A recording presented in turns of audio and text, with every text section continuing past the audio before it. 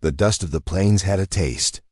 It was the taste of failed crops, of sun-bleached bone, and of loneliness so profound it felt like a stone in the gut. Silas Blackwood knew the taste better than any man in the territory. He stood at the crossroads where the mail wagon was supposed to arrive, the deed to his last good calf folded in his pocket, the paper softened by the sweat of his palm. For 3 months he had plowed his fields by day and written letters by night, his rough, calloused fingers cramping around the pencil. He'd written to a woman named Sarah, a name that felt like a cool drink of water in his parched life. He'd told her of his 300 acres, but not of the mortgage that choked it. He'd told her of his sturdy cabin, but not of the silence that echoed within its walls since Mary and their stillborn son had been laid to rest in the cold, hard ground 2 years ago. He'd sent her the money for her passage, a sum that represented a winter of hunger, a gamble on the hope that a woman's presence could make the silence bearable again. He wasn't praying for love. He was bartering for a reason to wake up in the morning. He saw the wagon in the distance, a dark speck crawling through the shimmering heat haze. It was slower than he expected, listing to one side like a wounded animal. As it drew closer, his hope began to curdle into a familiar dread. This wasn't the sturdy mail wagon. It was a dilapidated farm wagon, its canvas cover ripped and stained, pulled by a mule whose ribs showed like the rings of a barrel. A woman held the reins, her face a mask of exhaustion, her bonnet askew. Silas's heart hammered against his ribs. This was not Sarah. This woman was thinner, her knuckles white as she gripped the leather, her eyes holding a desperation that mirrored his own. The wagon groaned to a halt in front of him. The air was thick with the smell of unwashed bodies and something else, something sour and sad. From the shadowed interior of the wagon, small faces peered out, their eyes enormous in their grimy faces. 1, 2, 3, 4, 5. 5 children, silent as stones, their gazes fixed on him with an unnerving intensity. They were a staircase of sorrow, from a boy of about 12 with a thunderous scowl to a tiny, thumb-sucking child who couldn't be more than 5. You Silas Blackwood? The woman asked, her voice a dry rasp. Silas could only nod, his throat tight. I'm Alara, she said, not offering a hand, not offering a smile. Sarah, my sister. She took the fever outside of Willow Creek. She's gone. The words hit Silas with the force of a physical blow. Gone, the single syllable dismantled. The fragile scaffolding of hope he had spent months constructing. The silence he had tried to escape rushed back in, louder and more terrible than before. He felt the weight of the calf he'd sold, the sting of his foolish, desperate bet. Elura's gaze didn't waver. She made me promise. She said you were a good man, your letters. They were the only kindness she'd known for a long time. These children. They were hers to care for, orphans from the parish back east. She was bringing them to a new life. She gestured with her chin toward the back of the wagon. Her last words were your name. She said, take them to Mr. Blackwood. He'll know what to do. The driver of the wagon, a grizzled man who had been paid to see them this far, climbed down and unceremoniously dumped a single, battered trunk in the dust at Silas's feet. It landed with a hollow thud. My part's done, the man grunted, not meeting Silas's eyes.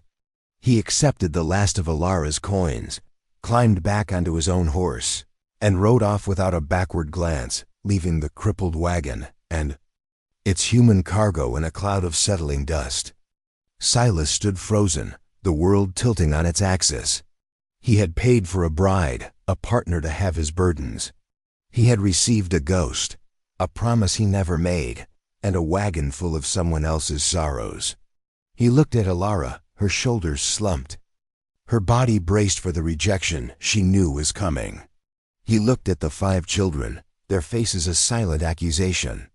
The oldest boy, Caleb, glared at him with an adult's fury, his arm protectively around a pale, dark-haired girl clutching a filthy rag doll. 2 smaller children, A boy and a girl who looked like twins, huddled together, their eyes wide and frightened. The smallest one, a boy with a persistent wheezing cough, watched him with a heartbreaking solemnity. The sun began to dip below the horizon, painting the sky in brutal strokes of orange and purple. The prairie wind picked up, carrying the first chill of evening. It whispered through the tall grass, a lonely, keening sound. Silas looked at his empty hands, then at the faces before him. He had been cheated. He had been abandoned. He was a fool. But as he looked at them, shivering in the fading light, he saw not a burden, but a reflection. He saw 6 broken souls staring at one. The silence of his cabin was waiting for him, a cold and patient predator. But here, in the dust of the crossroads, was a different kind of silence, one filled with beating hearts and quiet, desperate breaths. A prayer formed in the ruins of his mind, a desperate, unanswered question to a God he no longer trusted. "What have you done to me?" He looked at the vast, empty land stretching out around them, a kingdom of dirt and sky. He was a king of nothing, and now, it seemed, he had his court. Silas was a man carved from the unyielding timber of grief. The 2 years since he'd buried Mary and their son, Daniel, had weathered him, leaving deep grooves around his eyes and a permanent stoop in his broad shoulders. His cabin, once filled with Mary's low humming and the scent of baking bread, had become a tomb. The silence was a physical entity, a suffocating blanket of dust motes dancing in the lonely shafts of afternoon light. He moved through his days with the grim efficiency of a man serving a life sentence. He plowed, he planted, he mended, all without joy, without purpose. The farm was no longer a legacy. It was a penance. He had sought a wife the way a drowning man seeks a log, not for companionship, but for buoyancy, for a hand to hold against the undertow of his own despair. He hadn't dared to imagine love, only the dull comfort of a shared existence, the simple rhythm of another person's breathing in the dark. Ilara was not the woman from his letters. Sarah had written of gardens and poetry. Ilara looked as if she had never seen a flower that wasn't growing on a grave. She was a fortress of a woman, her walls built of hardship and loss. The promise she'd made to her dying sister was the last thing she had left to cling to in a world that had stripped her bare. She stood before Silas with a defiant pride that was both admirable and heartbreaking, her thin frame a testament to a life of going without. She expected nothing from him. She had been taught by life to expect nothing from anyone. Her love for the children was a fierce, desperate thing, a shield she held against the cold indifference of the world. It was the only warmth she had. And the children, they were 5 distinct notes in a symphony of loss. Caleb, at 12, was old enough to remember everything and forgive nothing. His anger was a hot, protective flame he used to keep the world at bay. He saw Silas not as a potential savior, but as another man who would inevitably fail them. Leah, 10, was the quiet historian of their little tribe. She clung to her rag doll as if it were the last remnant of a life that had been snatched away, her dark, watchful eyes missing nothing. She was the keeper of their shared past, the silent witness to their fall from grace. The 7-year-old twins, Finn and Flora, were 2 halves of a single frightened soul. They moved in unison, their hands often linked, their conversations a series of indecipherable whispers and glances. They had retreated into a world of their own, a place where the horrors they had witnessed couldn't fully penetrate. And then there was Samuel, the smallest. At 5, his memories were fleeting, impressionistic. He knew only the constant presence of his siblings and the gentle, albeit exhausted, care of Ilara. His small rattling cough was a constant, fragile reminder of their precarious existence. The antagonist was not a person with a black mustache and a cruel sneer. It was the land itself, vast and indifferent, its beauty a deceptive mask for its brutality. It was the relentless sun that baked the earth into a cracked, barren wasteland. It was the promise of a winter that could freeze the marrow in their bones. And it was the town of redemption, a place whose name was a bitter irony. The town's judgment was personified by Mrs. Gable, the wife of the general store owner. She was a woman whose piety was a weapon, whose charity was a transaction, and whose gaze could strip a person of their dignity like a hide from a carcass. She and the other good women of the town would be their jury, their whispers the verdict that could condemn them all. The cold was beginning to seep into their bones. The sky bled out its last light, and the vast emptiness of the prairie seemed to press in on them. The children huddled closer together in the back of the wagon, their silence a heavy shroud. Elara pulled a thin, threadbare blanket over them, her movements stiff and weary. She did not look at Silas, but he could feel her waiting, her entire being coiled like a spring, ready for the final inevitable blow of his rejection. He could tell her to go. He could point her down the road toward the town, where they would become wards of the church, scattered like seeds on stony ground. It would be the logical thing to do, the sensible thing. His cabin was barely big enough for one man, let alone 7 souls. His stores were meager, enough for him, perhaps, but not for a flock of hungry mouths. He looked at the small, lonely grave on the hill overlooking the cabin, the simple wooden cross that marked the place where his own hopes were buried. Mary had dreamed of this. She had wanted a house overflowing with the noise and chaos of children. She had wanted their laughter to echo in the rafters, their small handprints to smudge the window panes. He had failed her. He had given her a son who had never drawn a breath, and a silence that had ultimately consumed her. His gaze fell on Samuel. The boy let out another dry, rattling cough, a sound that seemed to tear through the quiet evening air.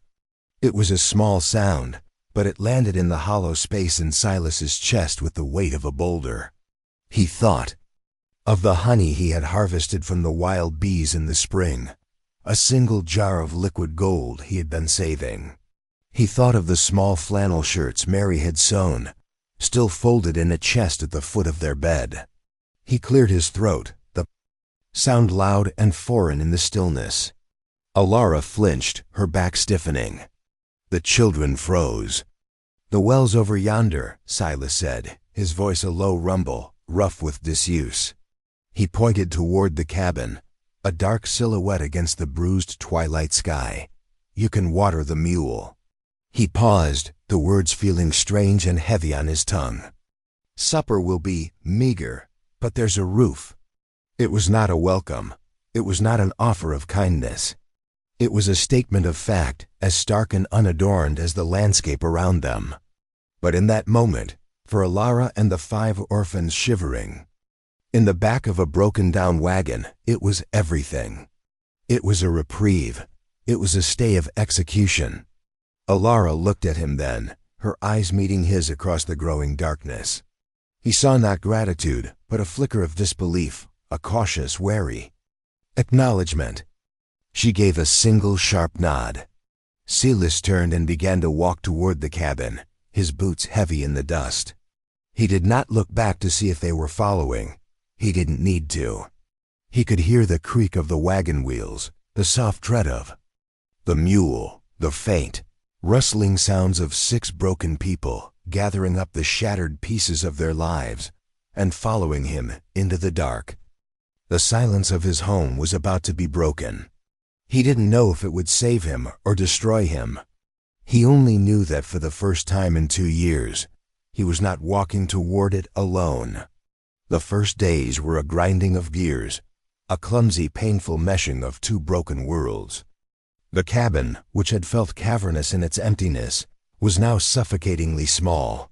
7 bodies moved through the single room with a strained, awkward choreography, constantly bumping into each other, their apologies mumbled and resentful. The air was thick with the scent of wood smoke, boiled potatoes, and the unspoken griefs of 7 strangers. Silas was a man of routines, of solitary habits honed by years of loneliness. The intrusion of the children was a constant disruption. He would trip over a small scuffed boot left in the middle of the floor, or find his tools moved from their designated place on the mantel. He ate his meals as he always had, at the head of the rough-hewn table, his gaze fixed on the wall above the fireplace. But now, instead of silence, there was the scrape of 6 other spoons against 6 other bowls, the sound of Samuel's wheezing breath, the tense, watchful stillness of Alara and the older children. Alara, for her part, surveyed the cabin with a critical eye. It was a man's space, neglected and grim. A thick layer of dust coated every surface, and the windows were filmed with grime.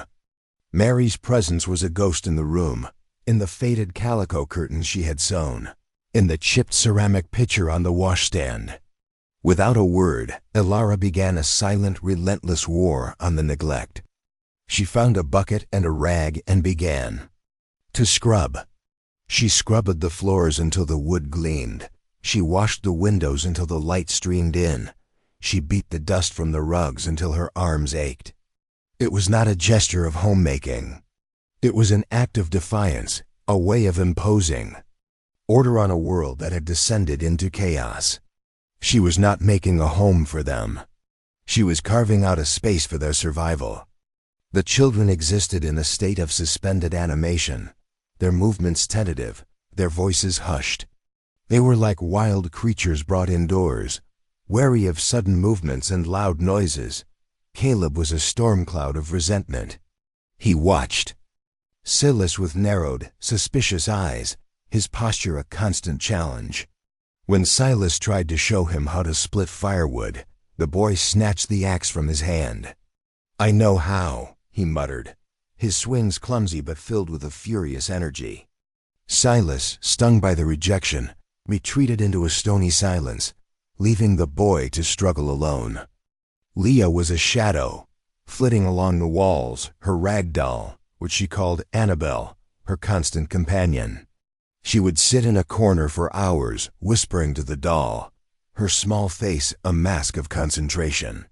The twins, Finn and Flora, were a single entity of fear.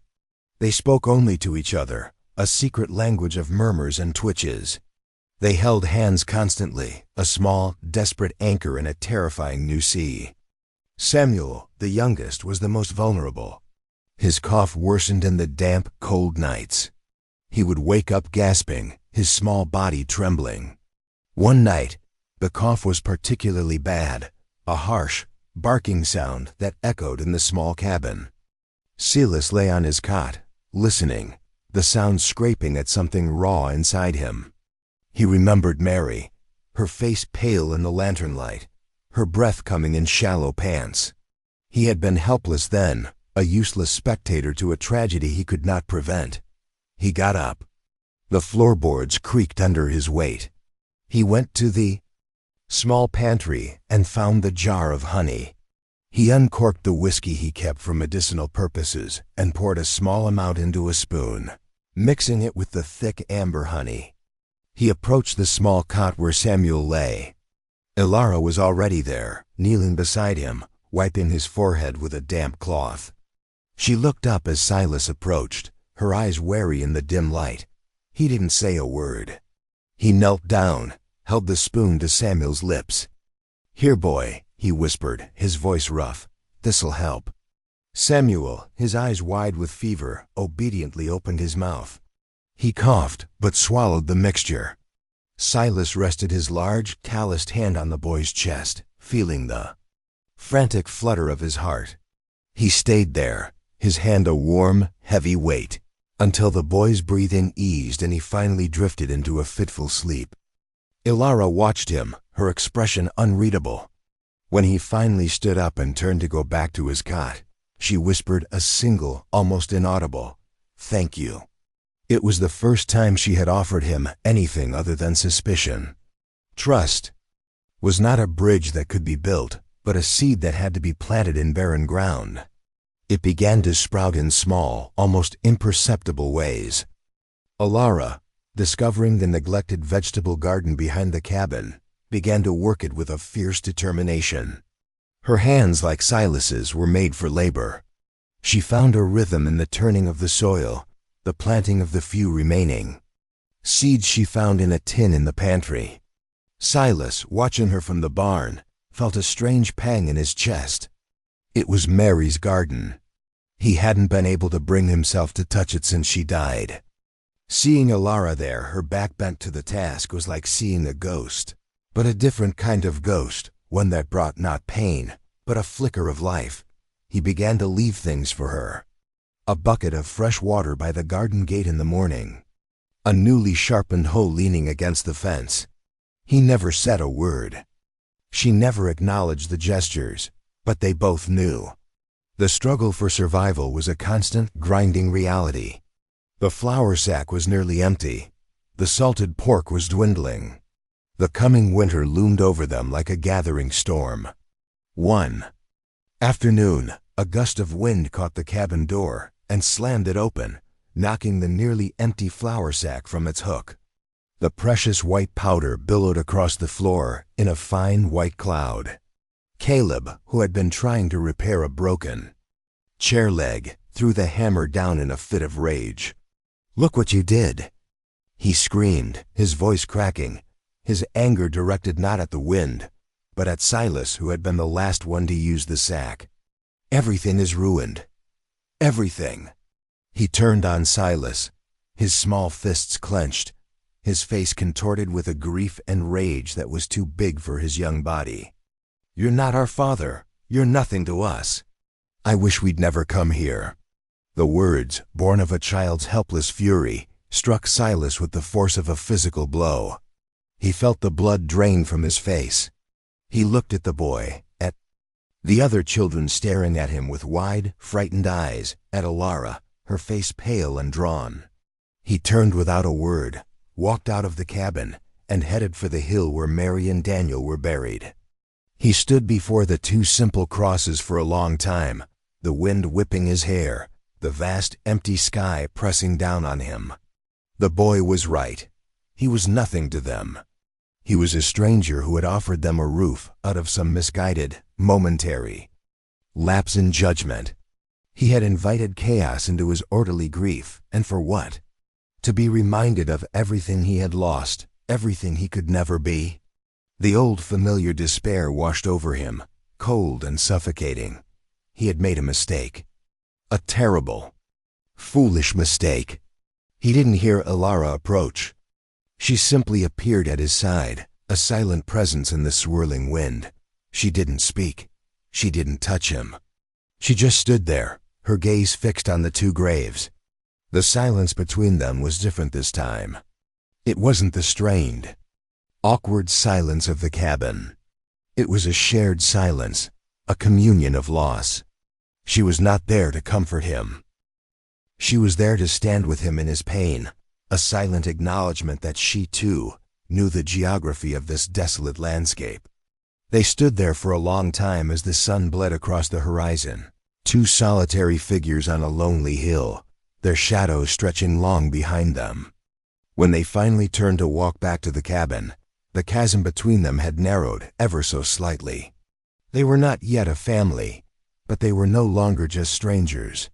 They were two survivors, bound together by the wreckage of their pasts. The first trip to the town of redemption was a necessity.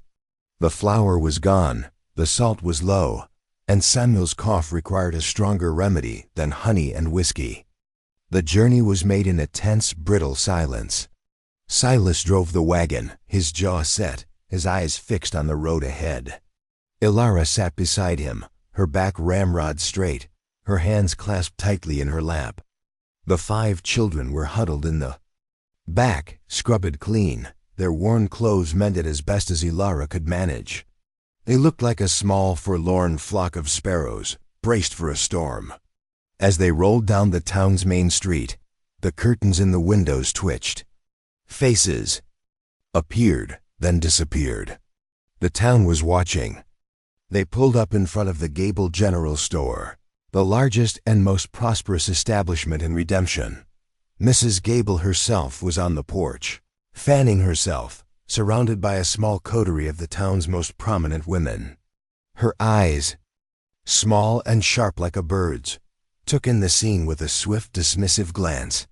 "Well, look what the cat dragged in," she said, her voice carrying clearly in the still air. It was not loud, but it was pitched for performance. "That's him, Silas Blackwood. The one who ordered himself a bride from a catalog." Her friends tittered, their laughter like the rustling of dry leaves. Silas's hands tightened on the reins. He felt a hot flush of shame creep up his neck. He helped Ilara down from the wagon, his touch formal and stiff. Ilara's face was a pale, emotionless mask, but he could see the slight tremor in her hands. "And that must be the replacement," Mrs. Gable continued, her gaze raking over Ilara's thin frame and mended dress, "and all the little extras." She made a small, clucking sound of disapproval. "A man can get mighty lonely out on the prairie. But to take in a wagon load of strays, it's not decent." The whispers followed them into the store, sharp and stinging as horseflies. "Bought her, they say. Not her, you fool. The other one died. She's the sister. A desperate spinster, by the looks of it. And the children? Whose are they? Orphans, can you imagine? A man whose own wife was barren, now saddled with 5 of them." The word barren hung in the air. It was a lie, a cruel invention of town gossip, but it struck Silas with the force of a branding iron. He thought of Mary's tears, of her desperate prayers for a child, of the final, bloody agony that had taken both her and their son. He felt a surge of protective fury, an emotion so foreign he barely recognized it. He walked to the counter, his boots loud on the wooden floor. He placed his list on the counter, his voice low and steady. "I need these things, Mr. Gable." Mr.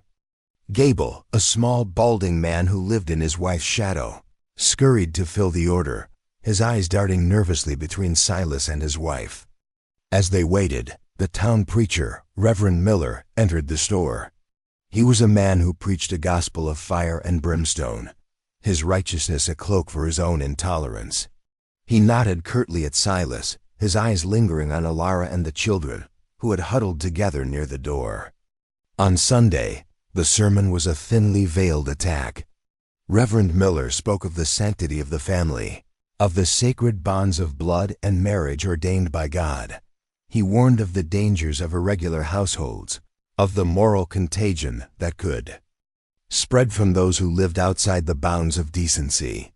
His gaze swept over the back pew where Silas sat with Ilara and the children, a clear and public condemnation. Silas felt the weight of the town's judgment pressing down on him. He could feel their stares, their whispers, their smug, self-righteous pity.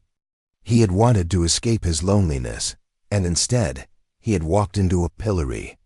But not everyone in redemption was cast from the same mold. As they were loading their meager supplies into the wagon, a large, soot-stained man approached them. It was Thomas, the town blacksmith, a quiet giant of a man whose wife had been taken by consumption the previous winter. He was a man who knew grief. He nodded at Silas, a gesture of quiet acknowledgement. Then he looked at Caleb, who was watching him with his usual defiant scowl. Thomas reached into his leather apron and pulled out a small, perfectly forged nail, its head shaped like a tiny star. He held it out to the boy. "Made it this morning," Thomas said, his voice a low rumble. "A good nail needs the right amount of heat and a steady hand. You hold the hammer steady, you can make something that'll last." He pressed the nail into Caleb's hand. The boy looked down at the small, strange gift, his expression softening for a fraction of a second. It was the first time anyone in the town had looked at him and seen not a burden, but a boy. Later, as they were about to leave, a woman hurried toward them from the direction of the doctor's office. It was Mrs. Davies, the doctor's wife, a woman whose face was etched with a permanent sadness. They had lost their only daughter, too. The same fever that had taken Sarah. She didn't say a word. She simply pressed a small cloth-wrapped bundle into Ilara's hands. Her eyes met Ilara's for a moment, a shared, silent understanding of a mother's loss. Then she turned and hurried away. Inside the bundle was a small bottle of potent cough syrup, the kind the doctor mixed himself, and a small, beautifully knitted woolen blanket, soft as a cloud. Alara held the blanket to her cheek, her eyes shining with unshed tears. The journey back to the farm was different. The silence was still there, but it was no longer brittle. It was softer, padded by these small, unexpected acts of kindness. They were not entirely alone. In the vast, judgmental wilderness of the world, they had found two small, flickering lights of solidarity. That evening, as Alara tucked the new blanket around a sleeping Samuel, Silas found himself speaking into the quiet of the room. "Thomas is a good man," he said. "His wife. She was a kind woman." Alara looked up, her face softened by the lantern light. "The doctor's wife," she said, her voice barely a whisper. "She didn't have to." "No," Silas agreed. "She didn't." He looked at the small, sleeping faces of the children, at Alara, her hands resting protectively on Samuel's back. He felt the hard shell around his heart crack just a little. Bit more. The town had tried to shame them, to cast them out. But in doing so, they had inadvertently forged the first, fragile link in a chain that was beginning to bind this strange, broken collection of people together. He looked at Alara, and for the first time, he saw not the ghost of the bride he had lost, but the fierce, resilient woman who had taken her place. He cleared his throat. "The boy, Caleb," he said. "He has a strong arm. He could learn to use a hammer if he's willing." Alara met his gaze, and for the first time, she gave him a small, hesitant smile.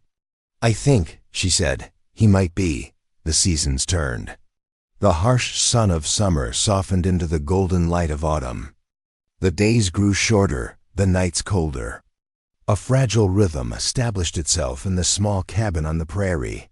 It was the rhythm of survival, of shared work, of silences that were slowly becoming comfortable. Silas and Caleb worked side by side in the fields, harvesting the meager crop of corn and potatoes.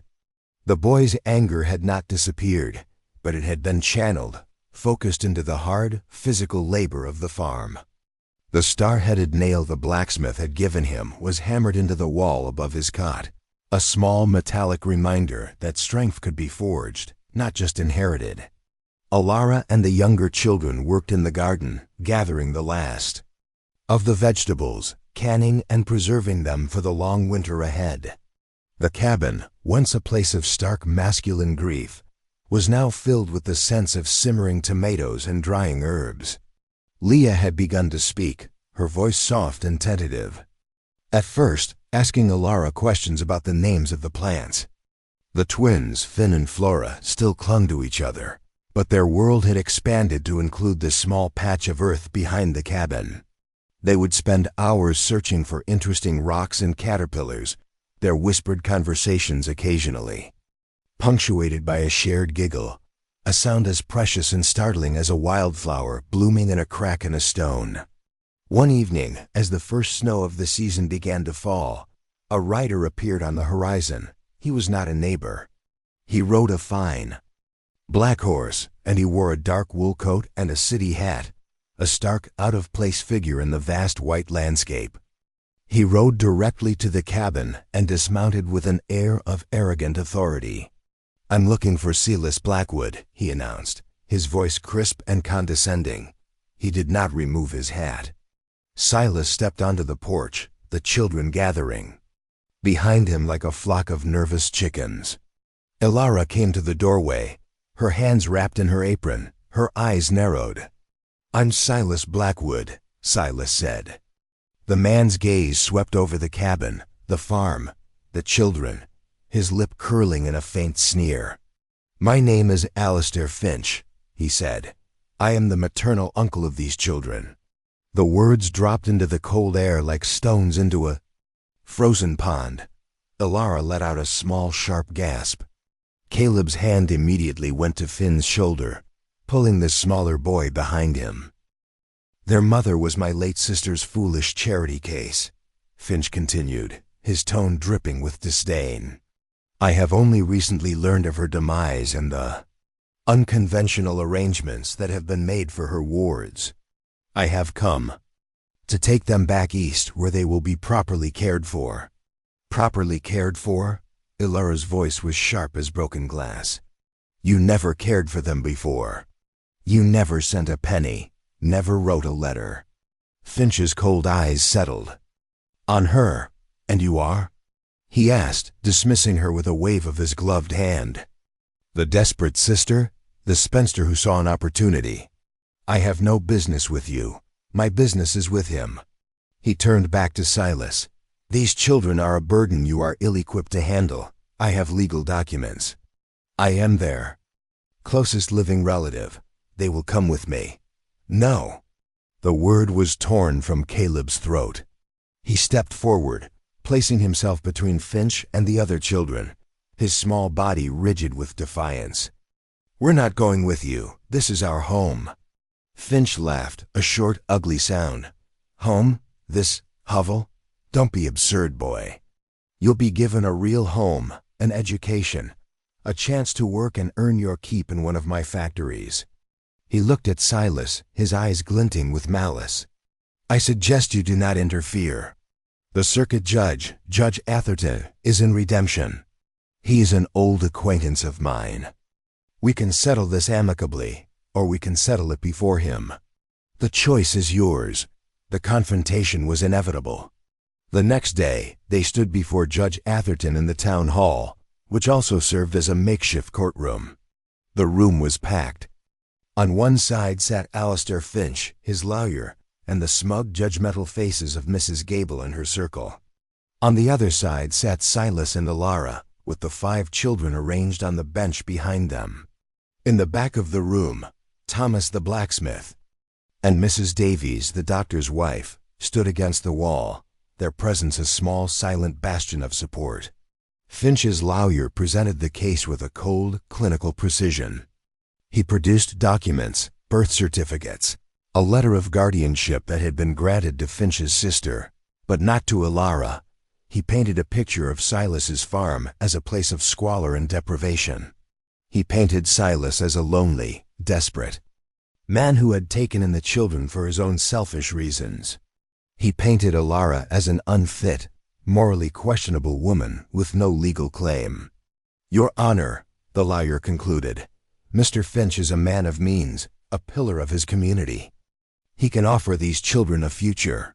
What can Mr. Blackwood offer them? A dirt floor, a diet of potatoes, and a life of back-breaking labor. It is a clear choice. Judge Atherton, a weary-looking man with a face like a crumpled map, looked over his spectacles at Silas. Mr. Blackwood, he said, his voice tired, Mr. Finch has the law on his side. These children are not your blood. You have no legal claim to them. Why should they stay with you? The entire room was silent. Silas felt 100 pairs of eyes on him.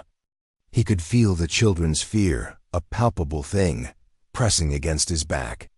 He stood up, his large frame seeming to fill the small space. He did not look at the judge. He turned and looked at Ilara, at Caleb, at Leah, at the twins, at Samuel. He saw their pale, upturned faces, their wide, frightened eyes. He cleared his throat. Your Honor, he began, his voice low and halting at first, then gaining strength. It is true that these children are not my blood, and it is true that I have no legal claim. When they arrived at my farm, I had nothing to offer them but a roof. I was a hollow man. My wife and son are buried on a hill overlooking my cabin.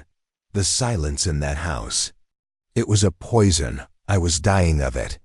He paused, swallowing hard. These children, they came into that silence.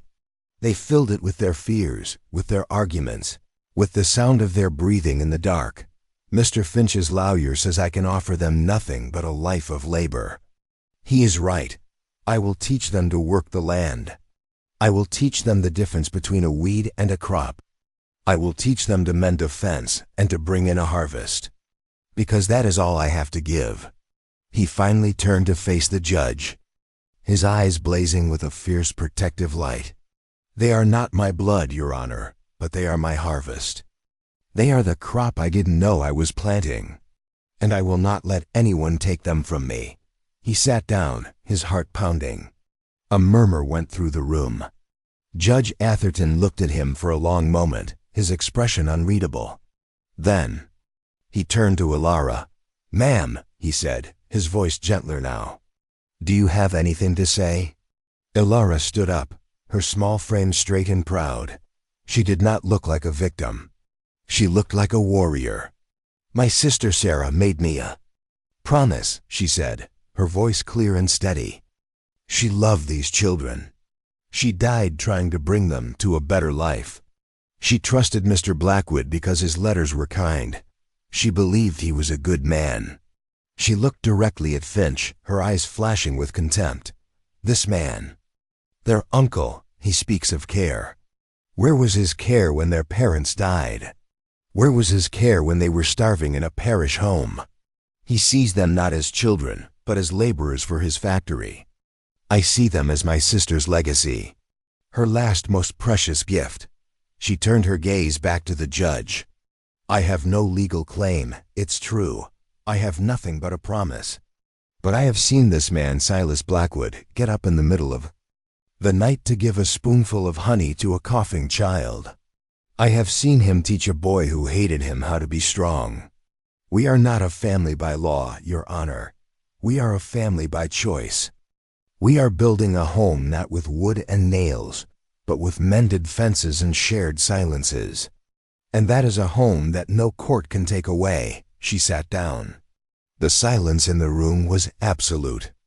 Judge Atherton took off his spectacles and polished them slowly with a handkerchief. He looked at the children on the bench. He looked at Caleb, his face a mask of defiant hope. He looked at Leah, clutching her rag doll. He looked at the twins, holding hands so tightly their knuckles were white. "Son," the judge said, his voice unexpectedly gentle, his gaze settling on Caleb. "Come here." Caleb hesitated, then slid off the bench and walked slowly to the front of the room. He stood before the judge's bench, his shoulders squared. "Son," the judge asked, leaning forward, "where is your home?" Caleb didn't look at the judge. He didn't look at Finch. He turned and looked at Silas, his expression clear and unwavering. Then he looked at Lara. He took a step back, and for the first time, he stood not behind Silas, but beside him. He reached out and his hand found Silas's. "Here," Caleb said, his voice ringing with a certainty that belied his years. "Our home is here." Judge Atherton stared at the man and the boy, their hands clasped together, a silent testament to something the law had no words for. He looked at Finch, whose face had turned a mottled, furious red. He looked at the faces of the townspeople, their expressions ranging from shock to dawning respect. He picked up his gavel and slammed it down on the bench, the sound echoing through the silent room like a gunshot. Case dismissed. The walk back to the wagon was through a sea of silent, staring faces. The whispers that followed them this time were not of judgment, but of awe. They had stood against the law, against money, against the crushing weight of public opinion, and they had won. Thomas the blacksmith stood on the steps of the town hall, a slow, wide grin spreading across his face. Mrs. Davies caught Ilara's eye and gave her a small, triumphant nod. Even Mrs. Gable seemed, for a moment, to be at a loss for words. They rode back to the farm as the sun set, bathing the snow-covered landscape in a soft pink light. No one spoke. There was no need for words. The verdict had been delivered not just by the judge, but by the clasp of a boy's hand, by the fierce loyalty in a woman's eyes, by the quiet dignity of a man who had found something to live for. In the ruins of his life. That evening, the cabin felt different.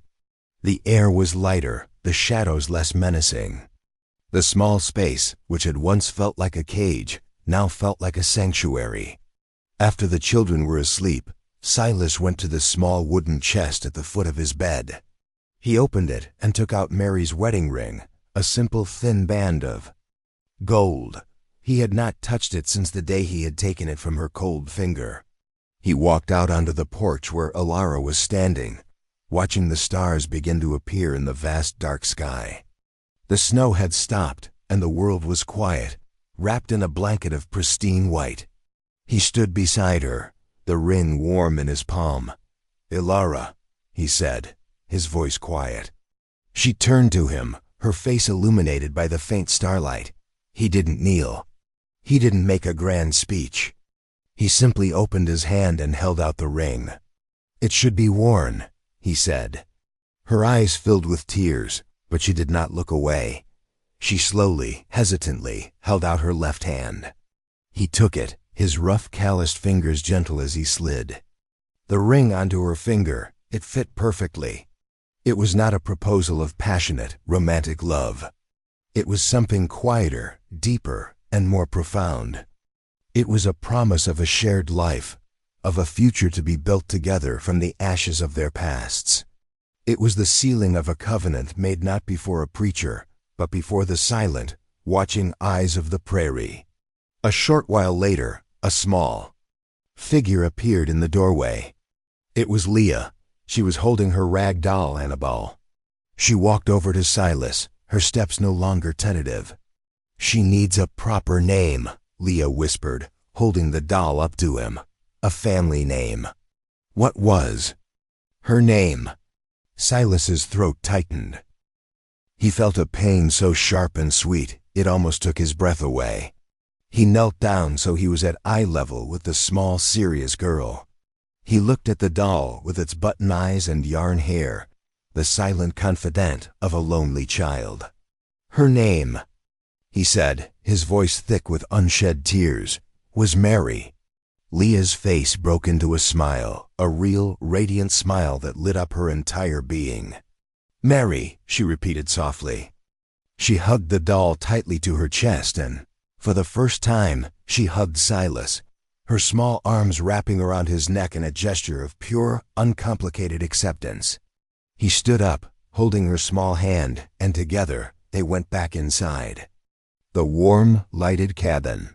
He looked at Alara, who was watching them, her face glowing, the simple gold band on her finger catching the lantern light. He looked at the sleeping children, their faces peaceful in the soft light. The house was no longer silent. It was filled with the soft sounds of breathing, with the quiet hum of life. He looked out the window at the vast dark expanse of his land, at the lonely hill where two crosses stood stark against the starlit snow. It was no longer an empire of dirt, a kingdom of grief. It was a home. And as he stood there, with a child's hand in his, and a woman's love warming the coldest corners of his heart, he finally understood. Grief is a seed. And love is the rain you never prayed for.